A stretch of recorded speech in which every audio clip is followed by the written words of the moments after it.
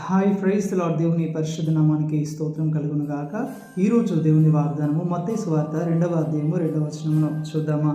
యూదుల రాజుగా పుట్టినవాడు ఎక్కడ ఉన్నాడు? తూర్పు దిక్కున మేము ఆయన నక్షత్రమును చూచి ఆయనను పూజింపవచ్చితిమని చెప్పిరి. ఆమెన్. హల్లెలూయా.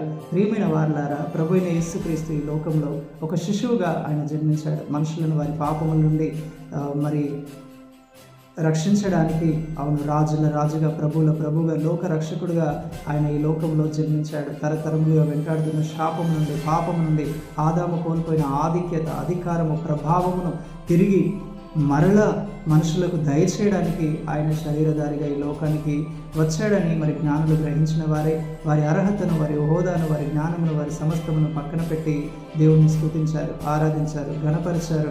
ప్రియమైన వారలారా, దేవుణ్ణి ఆరాధించే వారినంట ఆయన తలగా ఉంచుతాడంట కానీ తోకగా ఉంచాడంట. దేవుణ్ణి పూజించే వారిని, దేవుణ్ణి ఘనపరిచే వారిని, ఆయన నామాన్ని మహిమపరిచే వారిని ఆయన పైవాడుగా ఉంచుతాడు కానీ క్రిందివాడుగా ఉండడు. వారి ద్వారంగా దేవుని నామం మహిమపరచబడుతుంది, ఘనపరచబడుతుంది. దేవుణ్ణి సేవించుటను బట్టి, ఆరాధించుటను బట్టి, ఘనపరచుటను బట్టి వారి జీవితంలో అత్యున్నతమైన శిఖరాలకు వారు ఎక్కుతారు, ఉన్నతంగా దీవించబడతారు, ఆశీర్వదించబడతారు, వర్ధిల్లుతారు.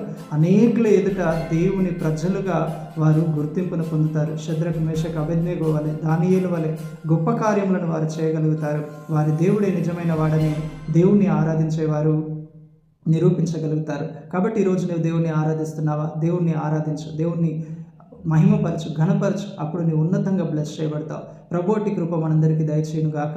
I mean praise the Lord. May God bless you all.